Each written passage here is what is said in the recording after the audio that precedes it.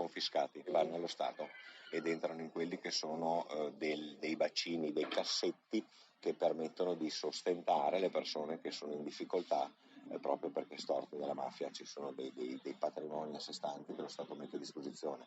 Ovviamente per impolpare queste casse non possono bastare solo i soldi dello Stato, ma confluiscono tutti i beni che sostanzialmente vengono confiscati. I beni mobili invece vengono destinati a pubblica utilità, quindi non lo so, agriturismi, centri dove dare una mano alle persone disagiate.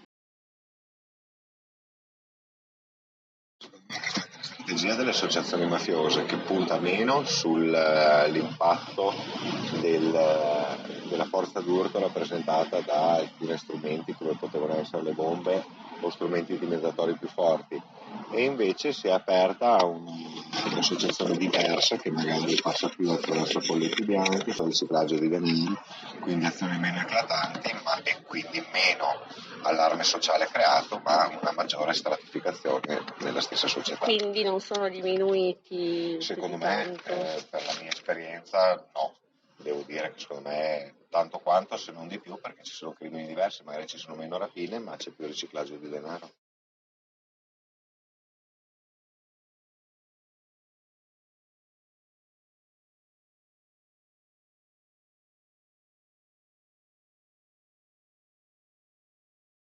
No, purtroppo non sono a conoscenza di questo aspetto legato alle mafie.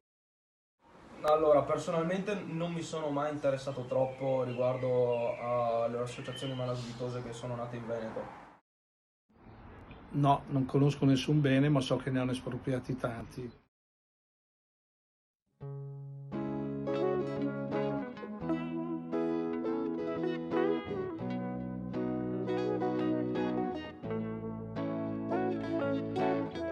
Una volta accadde un fatto, una ragazza che tornava serena su quel treno, ma non sapeva quanto odio la circondava. Tutto in un secondo, ed ecco che in quel giorno una chiazza rossa c'è, il ricordo di quell'episodio. Diamo a voi quella sera alle 18:30, ma per la studentessa il tempo fermo sta.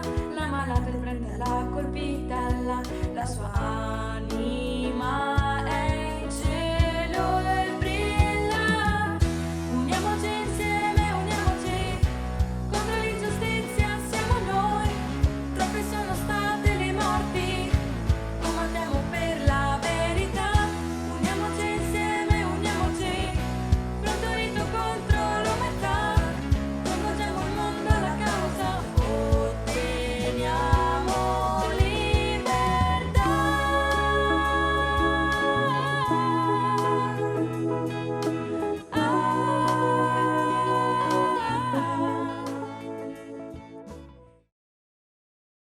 La mafia teme la scuola più della giustizia.